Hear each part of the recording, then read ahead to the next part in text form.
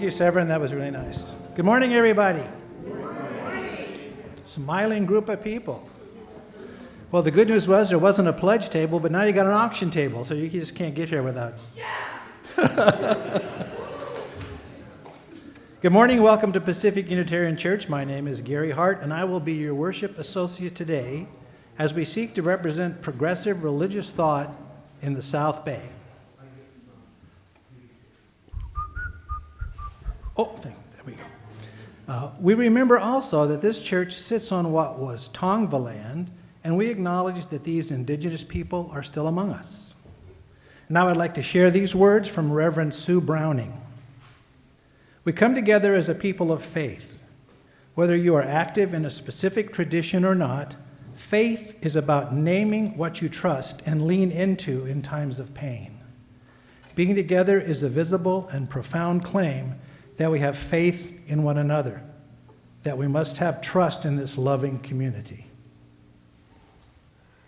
And now for your favorite part here, the announcements.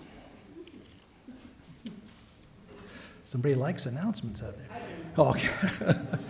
The gardening group is scheduling a garden spring cleaning for April 29th, 9 to 12 p.m.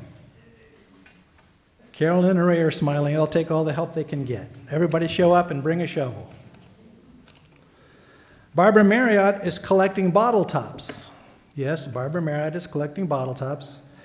For that little bucket down there, that little case, it's for, they make benches, buddy benches for the schools. So this container will be up by the office door, and you can bring your bottle tops in and put them in there, and they will make benches out of those bottle tops. Plastic. Plastic. Or anything wrapped in a $20 bill, we'll take those bottle tops too. Saturday, April 22nd is our annual anniversary celebration. Woo! Dinner, dancing, and PUC trivia. Ooh, I didn't know we had PUC trivia. The event is a thank you for the pledge drive, and we do thank you very much for everybody who pledged, and that's wonderful stuff. And now I'm going to invite Pam Harris to come up. And Jen Holcutt. And maybe they'll bring even other people up. Are they going to come up and talk to you about the auction?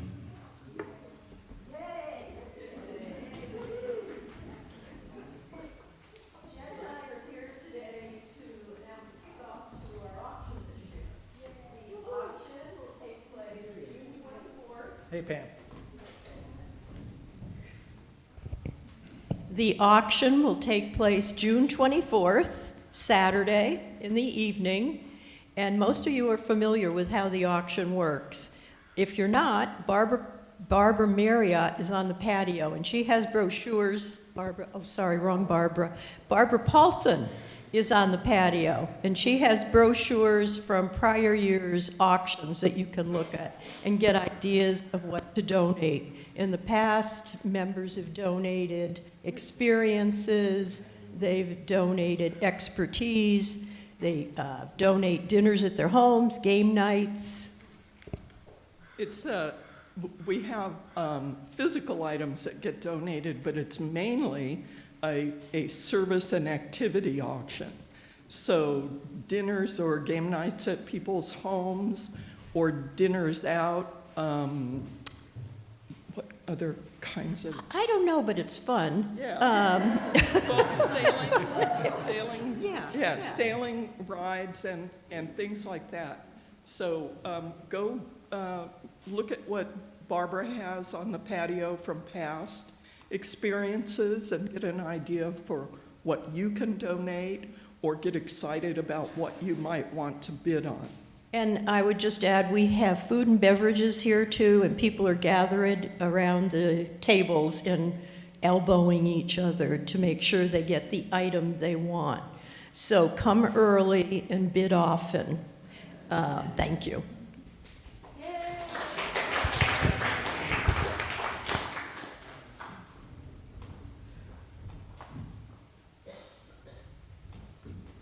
All right. That's all of that. Now it's time for our chalice lighting. Our words for the chalice lighting were adapted from Tara Humphreys.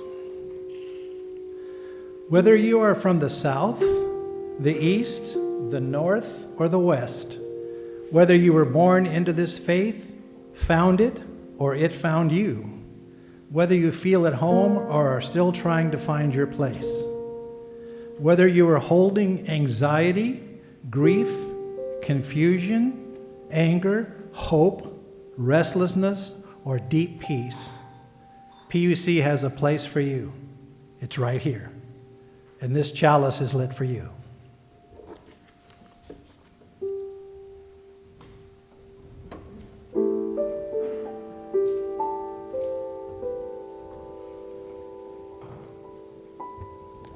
Good morning, everyone. It's lovely to see you all.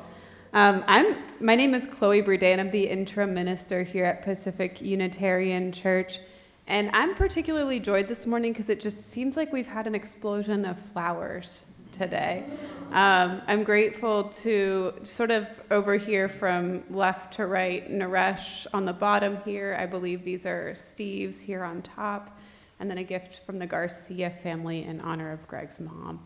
And then we have some leftover Easter lilies. So it is really a flower morning here at PUC.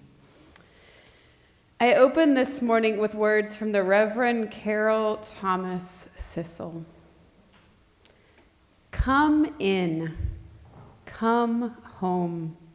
Bring all that you are to this wonderful space, blessings and burdens, joys and sorrows, laughter and tears. Come in, come home. Rest a while in this sweet place of covenant, comfort, and care. Lay each burden and sorrow upon pillows of strength and support. Place your tears in this stone bowl worn smooth by love and the passage of time. Come in, come home. Settle into this house painted with wonder, tinted with awe, and bound by covenant. Breathe in the joy of community and relationship. Delight in the laughter of children. Let your spirit be refreshed and renewed. This is your sanctuary. This is your haven. This is your home. Come in and know this. We have been waiting for you. This morning, our opening hymn is a familiar one, Come, Come, Whoever You Are. The original Rumi quote contains a line we don't actually have in your hymnal, so we're going to add it today. And it comes after Ours is No Caravan of Despair, and it says, Come, even if you have broken your vows 1,000 times. So Severin's going to lead us in this song, adding that line to it so we can feel how that is in this familiar hymn. You're invited to stand as you're willing and able. Though you've broken your vows 1,000 times, though you've broken your vows 1,000 times. Here we go. Come, come, come, whoever you are, wanderer, worshiper, lover of the evening, ours is no caravan of despair. Come yet again, come. Let's do that again. Ready? Come, come, whoever you are, wanderer, worshiper, lover of the evening, ours is no caravan of despair. Come yet again, come. Though you've broken your vows 1,000 times, though you've broken your vows 1,000 times, come, come, whoever you are, wanderer, worshiper, lover of the evening, ours is no caravan of despair. Come yet again, come. Though you've broken your vows 1,000 times, though you've broken your vows 1,000 times. Come, come, whoever you are, wanderer, worshiper, lover of the evening, ours is no caravan of despair. Come yet again, come yet again, come yet again, come. One more time. Come yet again, come.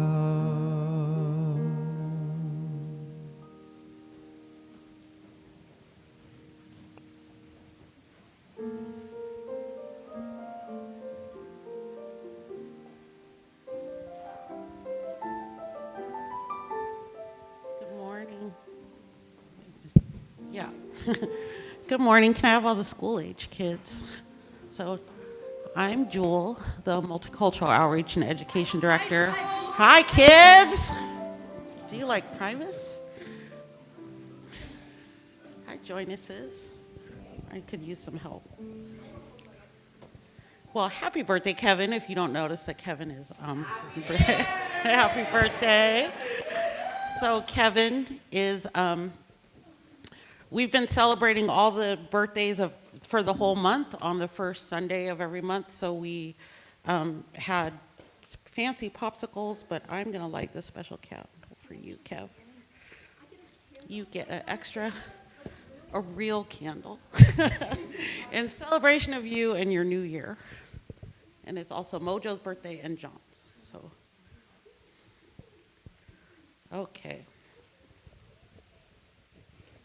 So today, the grown-ups are talking about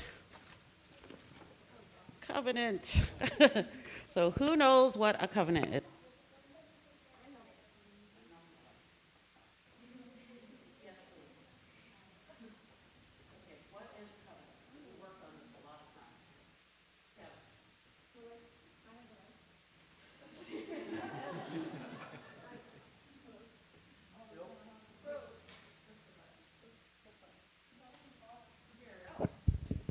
Okay. Guys, I'm 15 now. Whoa. I feel like I was 14 my whole life. Okay, off topic. Covenant. So like a covenant is like, it's like a set of rules that people make. So you have to like follow those rules. And yeah, that's it. Yay. You and Alex. A covenant is like a promise that people make to each other to follow. Like It's like a list of rules that you guys promise to like keep to each other in a group setting. So you guys are right. So it's a fancy word for promise. It's an agreement, and the Latin word means come together. So when so last summer we made our covenant, and we talked about how our covenant is a noun, because this is a thing that we're writing, right? We're creating an agreement, but it also is a verb because it's an action. So we talked about each one of our principles and how we live our covenant. So do you want to read some of them, Alex? Yeah. So our first principle is to recognize the inherent worth and dignity of every person. So what are some of the ways that you guys said we want to share that? How do we live this? Supporting identities by using preferred pronouns and names. Yeah, I think that was Lily. And this was Rhiannon. Everyone takes turns and we listen and make space for others. Sharing what we have and being of service. Oh, that was for That's for something else. how we demonstrate using Yeah. equity. And we're free to learn together and encourage both. How do we do that? We ask questions, we can change our minds, we can learn about all kinds of wisdom and history. And how do we search free and responsibly for truth and meaning? Let everyone share their ideas, learn new information, and let others decide for themselves what they want to believe. How do we support the democratic process? support others working for good, learn about each other, listen when people speak their experiences. Okay, and then how do we improve the global community? We care for the earth, reduce, reuse, recycle. Recycle. It was mine. Yeah. And how do we respect our interdependent web of Learn how to respect others, others' history. We repair harm. We learn how to lift up others. We celebrate our differences, and we talk openly. and how do we actively work on being inclusive and dismantle racism and oppression? We talk openly. So one of the things that we identified we talked about this over several weeks. One of the things we identified is that in order to live our principles, the actions are the same, that it always comes down to listening, love, sharing, making space for others, being respectful of our differences. So this is a covenant that's pretty basic and common, that what used to be read at PUC every week, and it's one that almost all UUs know. So covenant, love is the spirit of this church and service its law. This is our great covenant, to dwell together in peace, to seek the truth and love, and to help one another. Do we agree with that? Yeah. Okay. All right. Thanks, you guys. Have a good service. Come on, kids. Here we go. Go now in peace. Go now in peace. May the spirit of love surround you everywhere, everywhere you may go.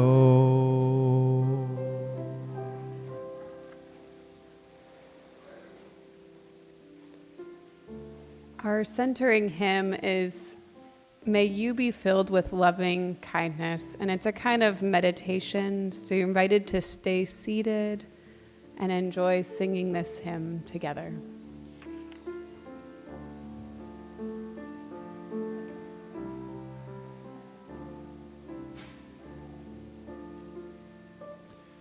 May I be filled with loving kindness. May I be well. May I be filled with loving kindness. May I be well. May I be peaceful and at ease. May I be whole. Now may you be filled with loving kindness. May you be well. May you be filled with loving kindness. May you be well. May you be peaceful and at ease. May you be whole. Now may we be filled with loving kindness. May we be well. May we be filled with loving kindness. May we be well. May we be peaceful and at ease. May we be whole. May we be whole.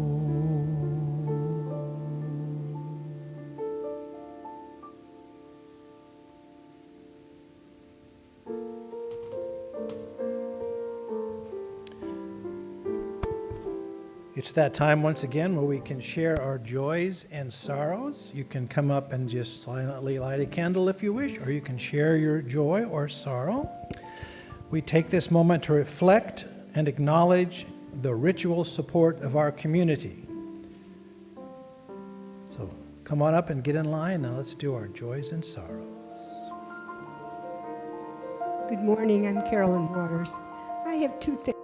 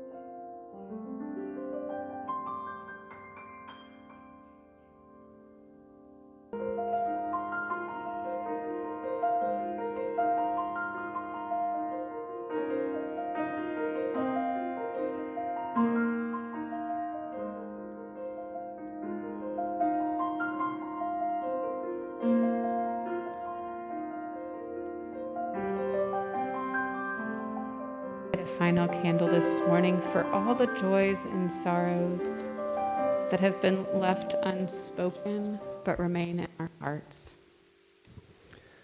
May we remember those who have spoken, those they have named, and those we hold in silence in our heart.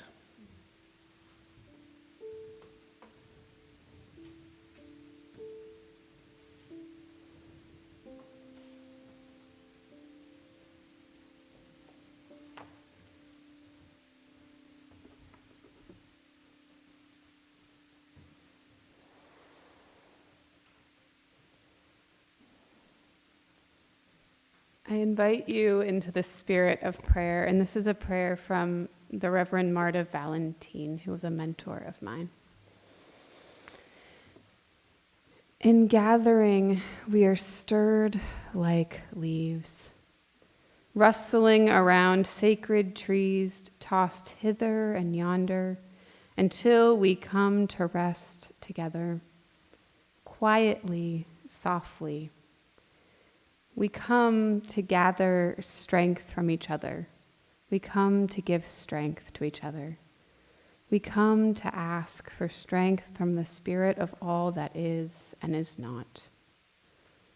When our hearts sing or when they frown, in the way of compassion telling us to give, it is in the way of peace telling us to share our gifts. For we are happiest and most powerful when love is made apparent in and through us.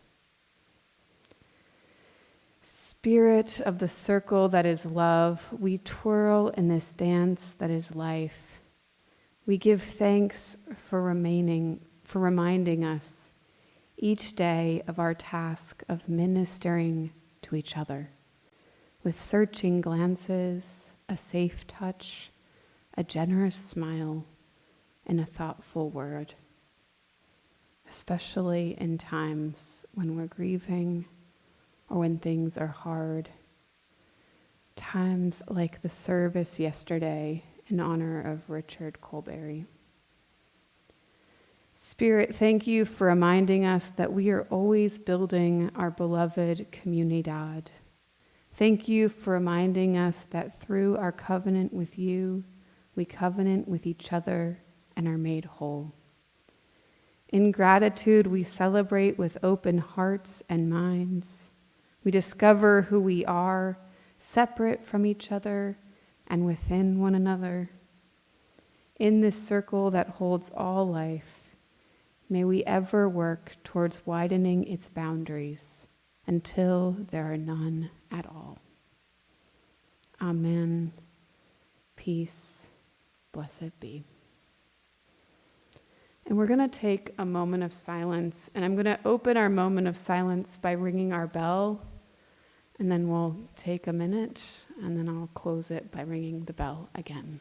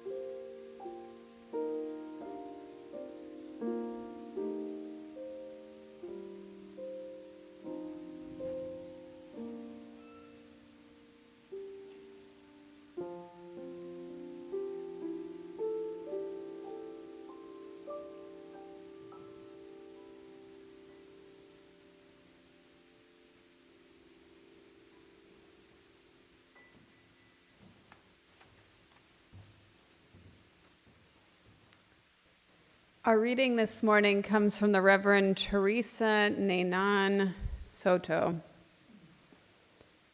Some people are used to keeping rules. Don't cross the street when the light is red, only sensible.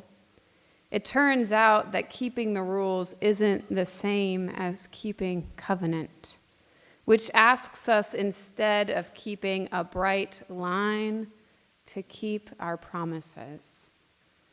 To what have we promised ourselves? To this moment in time and place, to this community, and even tenderly interconnected, this planet? We promise ourselves to the idea that we are each and all human beings. We promise that there is something moving between us that we cannot tame and cannot measure. The chalice is a reminder that what flame we keep inside us cannot light the way. The light must spill out. The light must spill to shine. The thing you must be is yourself, unadulterated, shedding the willingness to journey alone as though you are made of something hard and unforgivable. You are human. You belong here right now, and together we will chase away the sickness, the secrets, and leave only the open possibility that the future is a space for growth.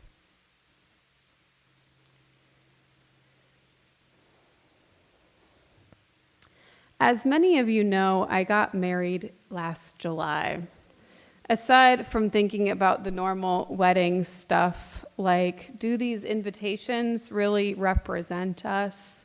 Or is orange, yellow, and pink together too much? I will tell you a spoiler. It all looked fine. The invitations looked fine, and those bright colors were perfect for a summer wedding.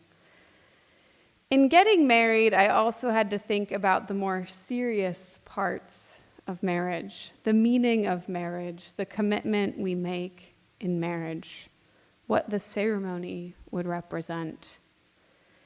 One of the words that comes up in traditional wedding ceremonies is covenant. Aside from maybe church, weddings are one of the only places you hear this word in our modern society. And while the wedding ceremonies I sometimes officiate don't usually use that word, I instead talk about choice and the choice to join together in life. In some more traditional denominations, you might hear it. You'll hear weddings described as the bond and covenant of marriage. Or you hear it in questions like, will you have this person to be your spouse, to live together in the covenant of marriage? A covenant is a mutual sacred promise between individuals or groups to stay in relationship, care about each other, and work together in good faith. It makes sense that it comes up in the context of a marriage. A mutual sacred promise to be in relationship, to care, and to work together. The UU theologian James Luther Adams describes the 5 ingredients of covenant, and this is his first ingredient. Human beings individually and collectively become humans by making commitment, by making promise. The human being as such, as Martin Buber says, is the promise-making, promise-keeping, promise-breaking, promise-renewing creature. The human being is the promise maker, the commitment maker. I like these definitions of covenant: 2 or more parties making promises and partnerships towards a common goal. Goals that are relational and personal. Promises we make, sometimes keep, sometimes break, and then renew again. Renewing again back into relationship. The word covenant comes from the Old French, meaning a mutual compact to do or not do something. And the Hebrew word, which is usually appears in the form of a phrase, which is karat bereth, which literally means to cut a covenant. And I thought you might enjoy this little tidbit because it actually refers to cutting meat and then making an agreement about how it will be divided between two or more people. So to cut meat, or to agree on how to split it up, to cut a covenant together. And you might even be like me, because as I was thinking about this, I was imagining holding up our covenant and actually taking scissors to it. But I don't think that's what we mean by cutting a covenant. I digress. Our history with covenant goes back to before we were even Unitarians and Universalists. One of our church forefathers was John Robinson, known as a Pilgrim Father. Robinson became distraught with rulings by bishops and magistrates in the Church of England. And I'm turning here to an article by Alice Blair Wesley in the book Redeeming Time. Wesley describes how Robinson left the Church of England believing that a church should not be constituted on hierarchical authority or on a creed or confession of salvation. Instead, he said that a church should be constituted by a promise, a covenant to venture together as individuals in the way of the Spirit with integrity. When a new congregation formed in the tiny town of Scrooby in England, the participants in Robinson's dissident group joined together with a written covenant. The Pilgrims, as we know them, fled then from England after criticism to the Netherlands and then to America in 1620. There they built their congregation, First Parish, Plymouth, Massachusetts, the oldest church in our association. Their covenant in Plymouth was almost exactly the same as the one they used in Scrooby, England. Free people joining themselves together for worship. You probably guessed, though, that our history with covenants doesn't end there. 28 years after the founding of the church in Plymouth, the Cambridge Platform was written. The platform was a constitution that describes the system of church government in colonial New England. Let's hear a tiny bit of that section on covenant. This formation of church, is the visible covenant, agreement, or consent. This is real agreement and consent of a company of faithful persons to meet constantly together in one congregation for public worship of God and their mutual edification. An agreement to meet, worship, and study. Obviously, a lot has shifted since colonial America. Our theology getting more and more liberal, allowing a range of beliefs. Up until today, our Unitarian Universalist churches have covenants, agreements about how and why they join together.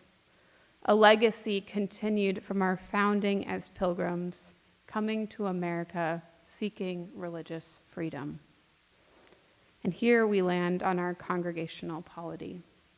One of the tenets of Unitarian Universalism, which comes from our Unitarian line, is the idea that congregations govern themselves and run themselves, hiring, ordaining ministers and leadership.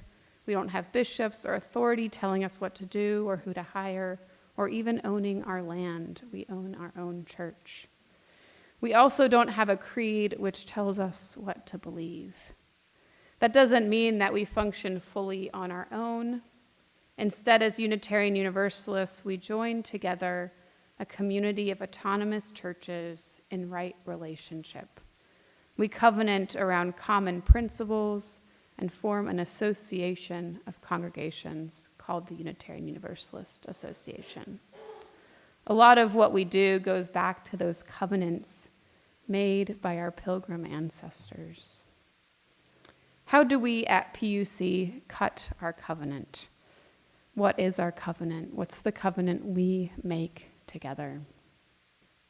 And it actually took me some digging, but I found PUCs, and you can look at it up here on the screen. Thank you, Kelly. Love is the spirit of this church, and service is its law.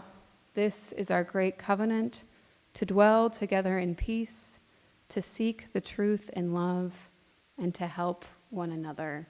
And as Jewel reminded us, PUC used to read these words, I think almost every single Sunday, and I'm getting some nods in the audience.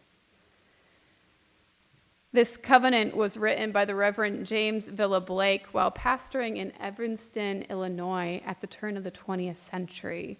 It's probably one of the most widely used covenants in our congregations, and if I had to guess, probably like a fourth or even half of congregations say these words to each other on a regular basis. The organization called Thread makes a promise, a covenant with its participants. They were founded with the idea that students in the Baltimore school system could be helped through a network of mutual care, through a bigger family system.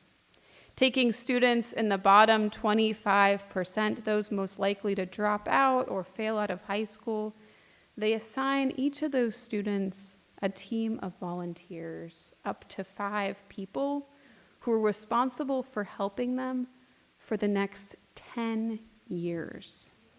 Imagine 15-year-olds given the assistance of basically a surrogate family until they turn 25. The volunteers give the students help like sending them to school with packed lunches every day and giving them rides to school events and extracurricular events. They help tutor them and give them resources they need to provide for both their basic needs and for extra stuff. They even help them get into college or find jobs, all the stuff they could possibly need. The organization is called Thread because they imagine themselves as a bunch of single threads coming together to weave a network of care around these kids and their families. Extra help for families who are often just trying to get by in Baltimore. The organization makes a promise to these families. We will be there to support you. We are here for you for the next 10 years. A relationship, a covenant, a promise to be there for these kids who need it most. Imagine if our society had more groups and organizations, even a government that told people, we promise to be there for you, to help you. We covenant to be there for you. We will take care of you. Church covenants tend to speak of how we want to be in relationship together. They're sometimes behavioral. You saw that a little bit with the kids. We'll treat each other with respect. We'll listen. We'll care for each other in times of needs. We'll use our preferred names and preferred pronouns. They sometimes also feel more aspirational covenants, or perhaps a way of communicating some of our highest beliefs. Love is the service. Spirit is our law. Love is the spirit, service is our law. We have a whole church covenant, and we actually even have some committees here at PUC who have their own covenants, like the board and the multicultural transformation team. In fact, it's my hope that more committees and groups at PUC will consider making covenants together and even repeating them to themselves regularly. Covenants sometimes do get broken. Like a lot of things in life, we make mistakes. We can, though, come back to them. We can even re-covenant together. Say we promised to do this and it didn't work. We're going to come back together and promise again and try again. Even after an error in error, we're going to continue trying to be in relationship with each other. By being reminded of our promises, we tend to be better at keeping them, better at knowing what we are striving for. Beloveds, let us strive to be a community built on covenant, to be a community that helps each other and lives into our highest ideals of love and service. And it's in this spirit of love and service and peace that I invite you to join with me in reading our PUC covenant again. So if you would join me. Love is the spirit of this church, and service is its law. This is our great covenant, to dwell together in peace, to seek the truth in love, and to help one another. May it be so. Amen.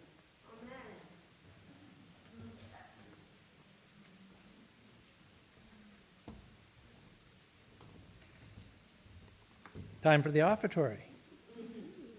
But I don't see any ushers running around with baskets. Oh, okay. I was a bit worried there. Well, as is sort of a halfway tradition here, we often have an offertory joke, and I have one of those.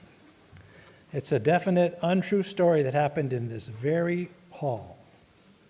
D. Masters was in church a couple of Sundays ago when the time came for the offering plate to be passed around. He quickly pulled out a $1 bill from his coat pocket and dropped it in the offering plate. Steve Schlegel, who was sitting behind him, tapped D on his shoulder and handed him a $20 bill. D smiled, placed the $20 in the plate, and passed it on, admiring the generosity that Steve had shown. A minute later, Dee felt another tap from behind and heard Steve whisper, "Dee, that was your $20 bill. It had fallen out of your coat pocket." Give generously. We need your support and more coats with bad pockets.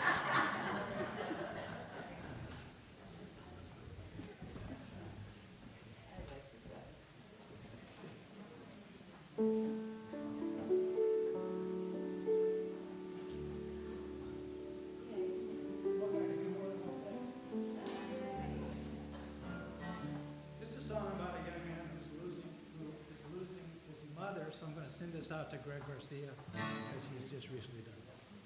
Oh, we need more mic. Yes. This is sent out for Greg Garcia.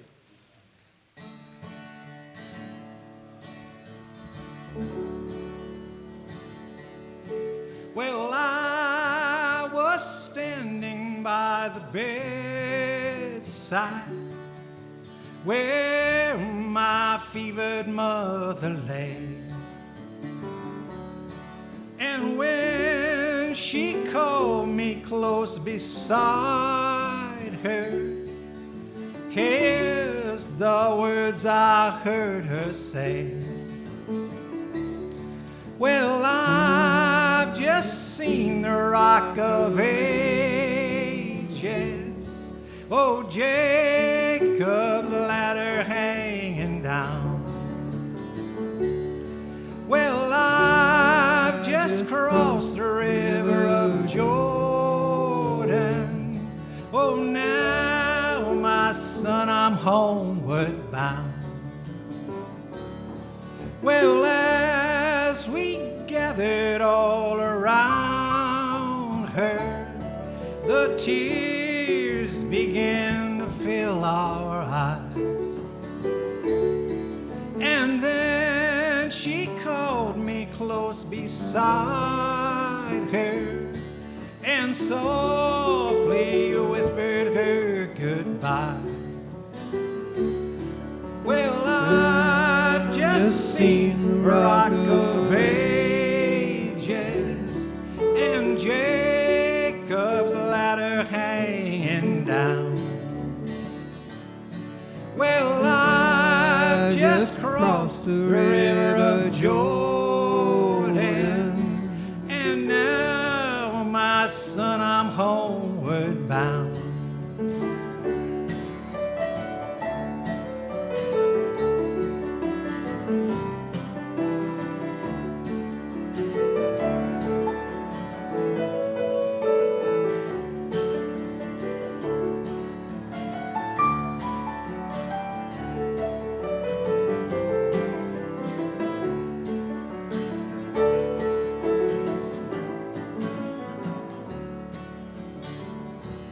Well, pine trees blowing in the mountain, where forever she will lay.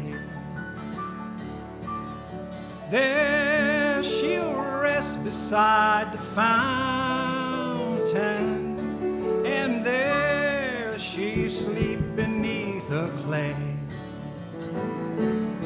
Well, I've just seen the rock of ages and Jacob's ladder holding down. Well, I've just crossed the river of Jordan, and now, my son, I'm homeward bound. And now, my son, I'm homeward bound.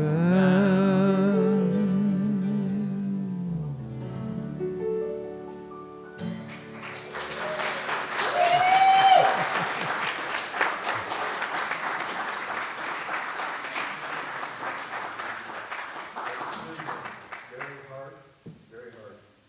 I have a return joke. I think I have to leave. This is the dollar I held up. Nobody came by with a basket. Oh. And it happened last week.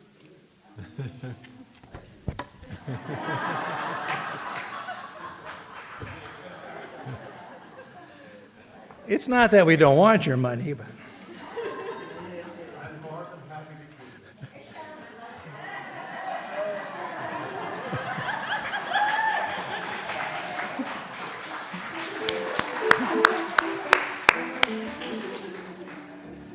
all right, let's get serious. Time for the affirmation of gratitude.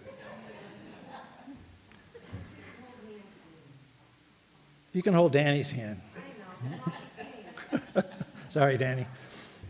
All right, here we go. Let us be grateful when we are able to give, for many do not have that privilege. Let us be grateful for all those who share their gifts, for we are enriched by their giving. And let us also be grateful for our needs, so that we may experience the generosity of others. Now it's time for the closing hymn, number 1017, Building a New Way. I think you could stand for this one.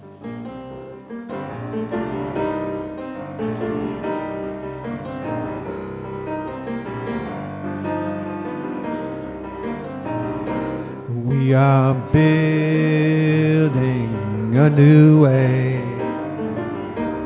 We are building a new way.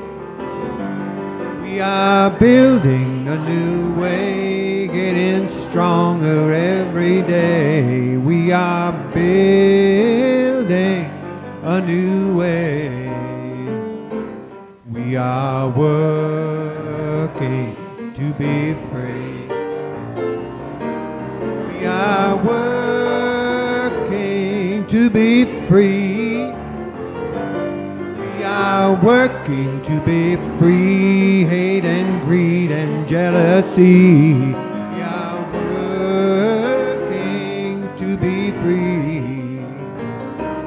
We can feed our every need. We can feed our every need. We can feed our every need. And that is the seed. You can feed our every need. Peace and freedom is our cry. Peace and freedom freedom is our right. Peace and freedom is our cry. Without these the world will die. Peace and freedom is our cry. Peace and freedom is our cry.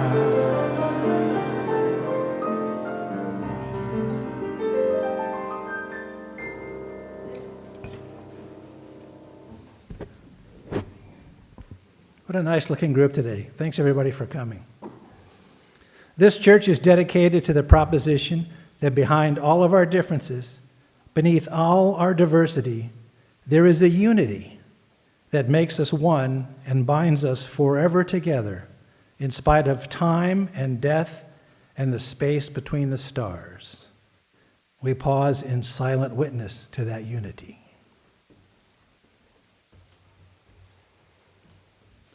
May the blessing of love be upon you. May love's peace abide with you. May love's presence illuminate your hearts, now and forevermore. So be it. Amen. Shalom. Salam. Namaste. And blessed be. And now our service truly begins.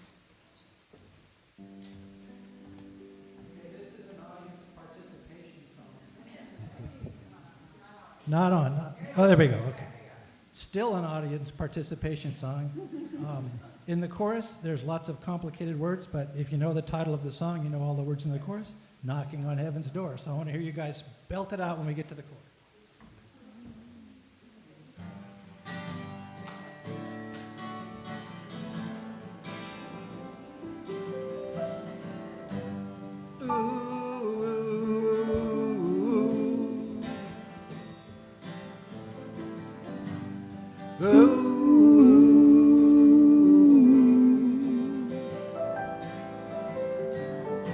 Mama, take this gun badge off of me.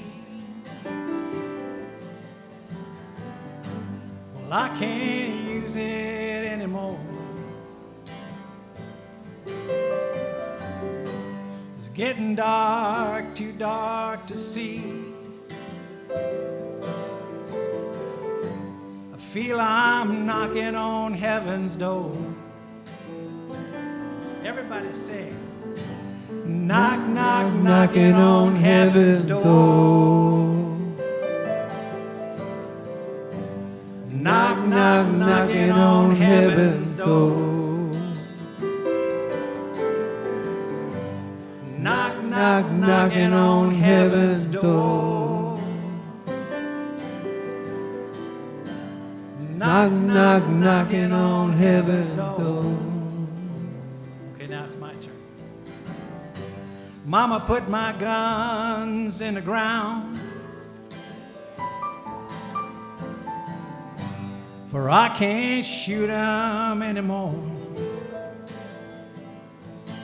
The long black cloud is coming down. I feel I'm knocking on heaven's door. All right, everybody knock now. Knock, knock, knocking on heaven's door. Knock, knock, knocking on heaven's door.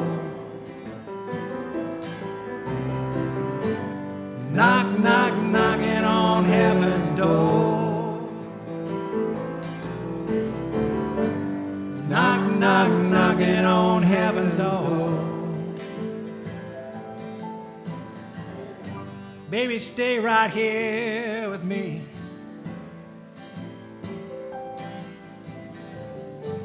'Cause I can't see you anymore. This ain't the way it's supposed to be. I feel I'm knocking on heaven's door. Knock, knock, knocking on heaven's door.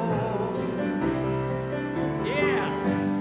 Knock, knock, knocking on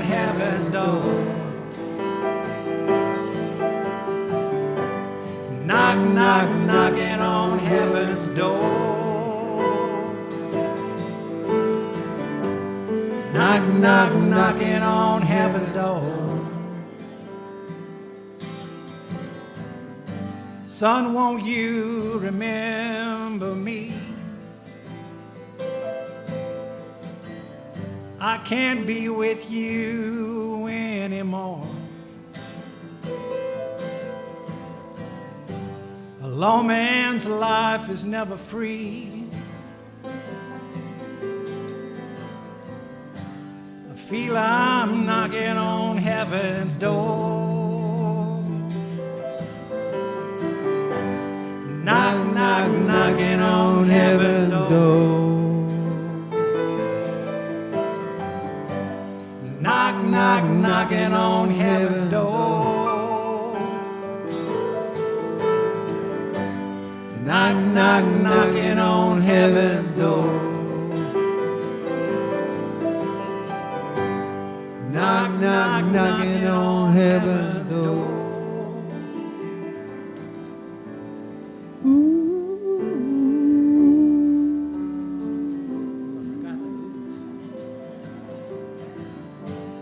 Ooh,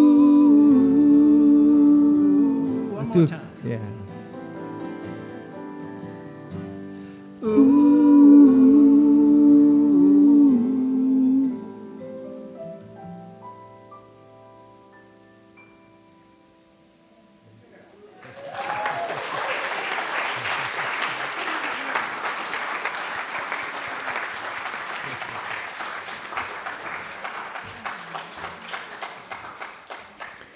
Thank you, everyone. You are invited to go out and eat. Lunch is on us if it is your first time here at PUC. Otherwise, it is $5, and you are invited to join us for our meal.